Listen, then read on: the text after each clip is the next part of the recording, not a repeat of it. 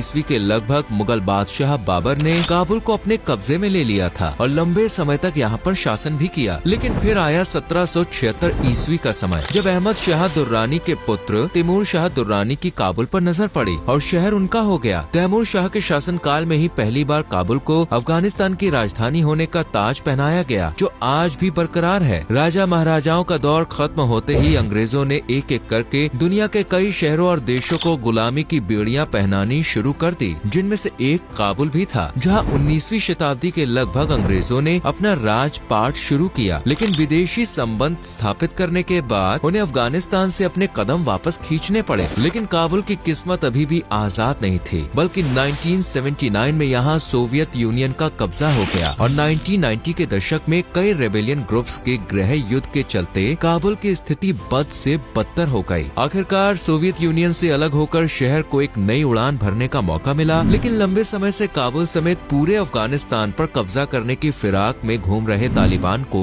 आखिरकार 2021 में ये मौका मिला और आज काबुल तालिबानियों के कब्जे में है। तालिबानी शासन होने के कारण काबुल में महिलाओं के लिए कई अजीबोगरीब कायदे कानून भी लागू किए गए हैं। इस शहर में महिलाओं का वेस्टर्न ड्रेस पहनना पूरी तरह से मना है। महिलाएं किसी भी सूरत में ऐसे कपड़े नहीं पहन सकती जिसमें से उनकी एक उंगली भी दिखे। महिलाएं बिना हिजाब और बुर्के के घर से बाहर नहीं निकल सकती। साथ ही महिलाओं को किसी भी पब्लिक प्लेस पर पब्लिक इवेंट में गाना गाने या जोर जोर से कुरान पढ़ने की इजाजत नहीं है। सिर्फ यही नहीं, काबुल की महिलाएं किसी भी ऐसे पुरुष की तरफ नहीं देख सकती जिनके साथ उनका ब्लड रिलेशन ना हो, यानी कि जो भी उनके रिश्तेदारी से बाहर है उनकी तरफ नहीं देख सकती वो। गैर मर्दों से बात करना, उनसे हाथ मिलाना भी इस देश में पूरी तरह से बैन किया गया है। यहाँ महिलाओं को इतना धीरे बोलने को कहा जाता है कि आसपास बैठा कोई व्यक्ति उन्हें सुन ही ना पाए। अगर महिलाओं को किसी काम से बाहर जाना है तो उन्हें घर में से, परिवार में से किसी न किसी सदस्य को अपने साथ लेकर जाना होगा। यानी काबुल शहर में महिलाओं के लिए एक से बढ़कर एक नियम है। वहीं पुरुषों की बात करें तो पुरुषों के लिए दाढ़ी रखना इस शहर में कंपलसरी है। अगर दाढ़ी कटवाई तो इसके लिए सजा दी जाएगी। काबुल समेत पूरे अफगानिस्तान में पुरुष हो या